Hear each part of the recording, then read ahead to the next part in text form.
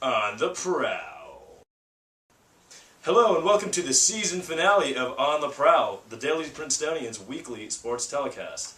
My name is Vikram Rao and I am Executive Editor for Sports here at the Prince. I'm seated alongside Gabe DeBenedetti, Associate Editor for Sports. How are you doing, Gabe? Not too badly, Vikram. How about yourself? Very good, especially because the men's basketball team pulled off a monstrous victory today, winning 82-78 at Tulsa. Big win, huh? That's right. Tulsa, the Golden Hurricane, was supposed to be one of the games where the team should struggle. One of the hardest games on the schedule, certainly. Exactly. And the Tigers pulled out a great double overtime, 82-78 victory behind lights-out shooting from senior forward Kareem Maddox. Absolutely. Maddox shot 10 of 12 and finished with 31 points. He also made 12 of his 13 free throws. Another huge game for the senior. That's right. This was his career high in points, 31, topping the 30 that he set just a few days ago. Yeah, a few weeks back he had 30 in another game that went to overtime, actually. This is Princeton's third overtime game of the season and their third win in such games. The team, 2 of its 3 losses, not counting the one against number 1 Duke, came by 2 points and 1 point, and they've won 3 overtime games. So this team really has a penchant for the exciting. Yeah, absolutely, absolutely, and they're a pretty intimidating team for the rest of the Ivy League right now. Absolutely, the Tigers sitting at 7-3 on the season. They got a number of non-league games left, a handful until the break for exams, and then starting February, the league season begins. That's right, and the other teams will be watching out for a pretty intimidating Tiger squad. Absolutely, absolutely, absolutely. You got Harvard, who's really good. That's right. You got Penn, who, according to Coach Sidney Johnson, who has lots of memories of losing against Penn. Yeah. He's been pretty concerned about Penn. And Cornell, they might have lost a lot of their top scorers, 4 of their 5 starters, and their coach to Boston College. That's right. But, they're still a good team. That's right. They've been in the tournament the last 3 years, so you can't count them out until they're out. That's right. But the Tigers certainly are looking better than they have in recent years. But these other few teams, will pose an interesting challenge. Yeah. So it's not easy riding from here on out. But the Tigers have done a fairly good job of kicking off the season in the right way. Yeah, definitely. Winning 7 of your first 10 games, that's way to get off to a good start for them. Yeah. The women's basketball team continued its successful start to the season, knocking off Navy on Friday night at Jedwin Gym. That's right. They won 74-61 over the Midshipmen. Another game in which the midshipwomen. Yeah. Another game in which we got exactly what we expected from the women's basketball team. A team that really is not expected to lose too much. They started receiving votes in the national poll this week. They did not break the top 25, but if they keep winning like this, there's no reason to suggest they wouldn't get there. Right. This is a team, we've been saying all year long that they're, if things go well, destined for a top 25 ranking, and beating Navy is another small step towards that goal, and hopefully another Ivy League championship for that team. That's right. They've got a few tough games left, including one with Wake Forest. However, they will really be looking forward to a pretty good rest of the year. Yeah, absolutely, especially once league season rolls around. That's right. The men's hockey team had a very successful weekend playing against UMass Lowell at Baker Rink, winning 5-2 and 7-2 in 2 games. That's right. A few standout performances from some freshmen. Andrew Emmett hit a hat trick in the first game, the 5-2 victory.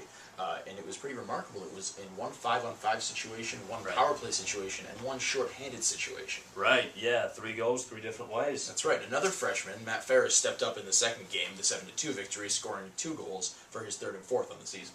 Yeah, these freshmen on the men's hockey team have really been playing well. You got those 2 who had big weekends, and let's not forget about Andrew Kaloff, who's been a really good facilitator for the offense this season. That's right. As we've said over and over, this was supposed to be a rebuilding year for the team, but they've really been pretty impressive, sticking atop the ACAC standings with number 1 Yale. Right, yeah. Yale, a very, very good team. Right now the number 1 team in the nation, but the Tigers are right there duking it out with them. Exactly. The women's hockey team beat Syracuse twice this weekend also. A big weekend for them. They've struggled at times, but it was nice to see them get kind of back on the Precisely right. They had a pretty tough middle stretch of the season there early on, but they're getting back. They're getting back to the swing of things. And Syracuse is not the best team they've played, but getting 2 solid victories was exactly what they needed to carry on the momentum into the break. Right, right.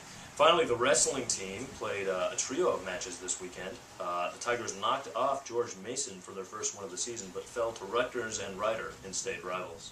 Yeah, not the best performance from the wrestling team, but they did all right considering the injuries and the fact that Rutgers and Riders are both fairly strong programs. Yeah, absolutely. Injuries have become a little bit of a problem for this team. The 165 and 174-pound weight classes have been particularly hard hit. Tigers have had to start forfeiting matches in those ranges. Right. Freshman Garrett Fry did lose a match. Sophomore Garrett Fry, he's the 125-pounder who came into the weekend ranked number 13 in the nation. Dropped a match against Rutgers, but won his other 2 matches. That's right. So a good weekend for him. For him, I think he's really going out hoping to win every single one of his matches. Anytime he loses, it's a bit disappointing, but still, it's been a very good season for him so far. That's right. And the rest of the wrestling team has not had the strongest year yet, but they really haven't gotten into the easier part of the schedule yet. It's been a lot of tough matches, yeah. That's right. So once they hit more of the Ivy League season, we may start to be seeing more meat victories for them. I think that's what they're looking forward to as well. Precisely. Well, thank you for joining us for this week's edition of On the Prowl. Unfortunately, this is the last edition of the season, and this is the last time that you'll see the 2 of us together. Unfortunately, or maybe fortunately, depending on how you look at it, Gabe, who right now is still an associate editor for sports, was actually elected to be the editor-in-chief of the 135th Managing Board of the Daily Princetonian last Friday. Which means that in a few weeks, he's actually going to be my boss. Unfortunate. But while I still have a chance, and considering this is it for this year, I'm going to take this opportunity to officially fire Gabe. Gabe, you're fired. You're no longer a member of On the Prowl. Have fun running the newspaper. I wish you Godspeed and good luck. We'd like to thank all of our loyal fans who have been following us from the beginning this season, especially you, Chris, and Dash, and Pete, and everyone else. And we look forward to hearing from you more in the future.